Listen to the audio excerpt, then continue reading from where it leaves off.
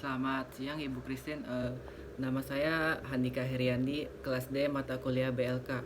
Di sini saya akan menjelaskan tentang definisi pasar uang dalam dunia bisnis.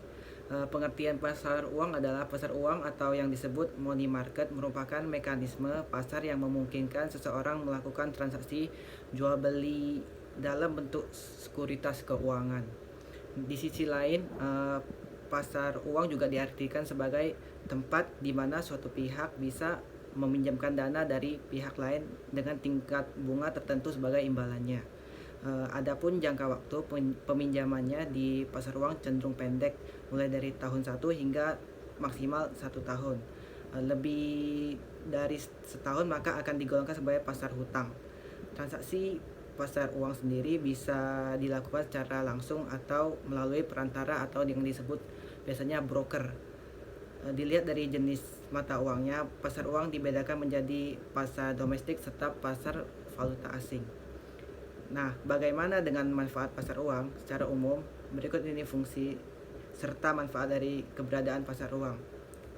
Yang pertama, bagi perusahaan yang membutuhkan sejumlah dana untuk ekspansi, keberadaan pasar satu ini bisa berfungsi sebagai sumber pembiayaan perusahaan tersebut.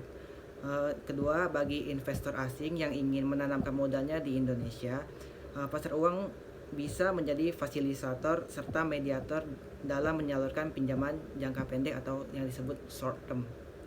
Yang ketiga, tempat perdagangan surat-surat berharga dengan waktu jangka pendek.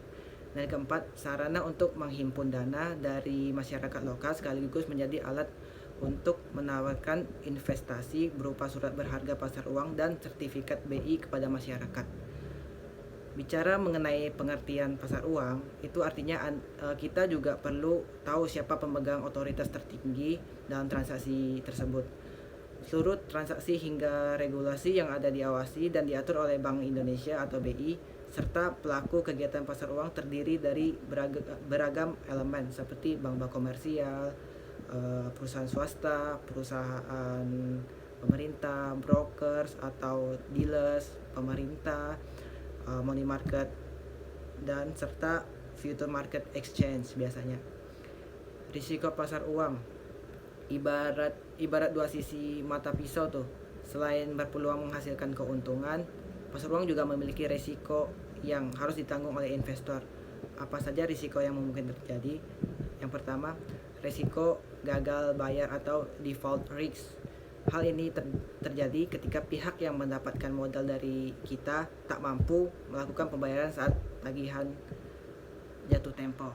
Yang kedua, risiko penanaman kembali merupakan risiko akibat mengalihkan investasi. Yang ketiga adalah risiko fundamental, merupakan risiko yang disebabkan perubahan kebijakan pemerintah, moneter, fiskal, dan kondisi makroekonomi. Yang keempat, risiko pasar, merupakan risiko yang terjadi akibat pergerakan nilai tukar, fluktuasi harga, dan suku bunga. Instrumen pasar uang, sertifikat yang pertama adalah sertifikat BI. SBI adalah surat berharga keluaran Bank Indonesia sebagai pengakuan utang berjangka 1-3 bulan dengan sistem diskonto atau bunga untuk imbalannya. Di sisi lain, SBI digunakan Bank Indonesia dalam mengontrol kestabilan nilai rupiah. Lewat penjualan SBI, maka Bank Indonesia bisa menyerap kelebihan uang primer yang beredar. Yang kedua adalah SBU atau yang disebut surat berharga pasar uang. SBPU merupakan surat berharga terbitan bank yang ditandatangani nasabah sebagai surat jaminan pelunasan hutang. Dan yang ketiga adalah call money. Call money biasanya digunakan saat bank ingin mengalihkan kelebihan uang jangka pendek yang sifatnya sementara. Adapun jangka waktu call money sangat pendek, biasanya bersekitar 7 hari atau 1 minggu gitu. Yang keempat adalah sertifikat deposito. Sertifikat deposito adalah surat berharga yang dikeluarkan oleh bank dengan jumlah nominal tertentu sebagai surat atas tunjuk. Maksud dari atas tunjuknya adalah sertifikat deposito yang kita terima bukan atas nama perorangan, sehingga siapa saja yang memilikinya bisa memperjualkan belinya kepada pihak yang lain. Yang kelima adalah treasury bills. Instrumen pasar uang yang sering disebut T-bills ini merupakan sejenis surat obligasi pemerintah dengan jangka waktu jatuh tempo cukup pendek. Kemudian yang keenam, commercial paper.